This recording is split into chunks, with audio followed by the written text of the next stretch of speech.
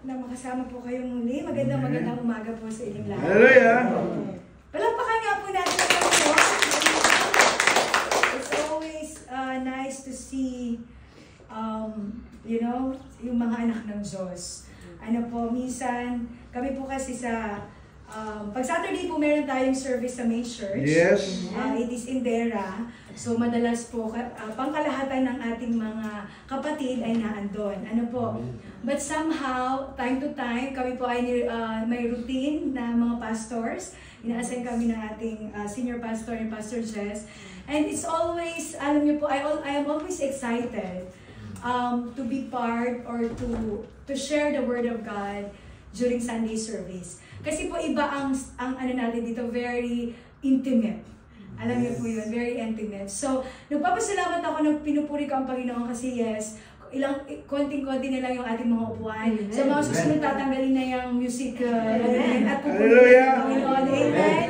Pinapasalamatan natin ang Panginoon sa umagang ito. So, I praise God. So, pakisabi niyo nga po sa inyong katabi na thank you. Thank you for choosing to be with the Lord Jesus Christ today. Yan. Salamat po sa buhay ninyo na pinili ninyo na dito kayo ngayon instead na matulog. Kasi po masarap matulog. Ang lamig ng panahon. Pagbabalik po kanina sa building namin, mainit na. Pero maganda na yung simoy ng hangin. Pwede na akong Pero kanina po 6 o'clock pa lang gising na ako. Nagpapasalamat ako sa Lord. Usually tanghali pa ako nagigising, but praise God. Binibigyan niya ako ng, hoy, gumising ka na at meron kang gagawin sa umaga. Amen. Hallelujah. So, ngayong umaga po, actually the whole November, ang topic po na ibinabasa atin ng General Council of the Assemblies of God is about stewardship. Amen. Di ba pag sinabi natin stewardship, tagapamahala. Amen. Amen. Manager. Yes. Amen. Supervisor. Yan ang mga rule natin. Kapag po sa preaching ko, kaya back to back po ako.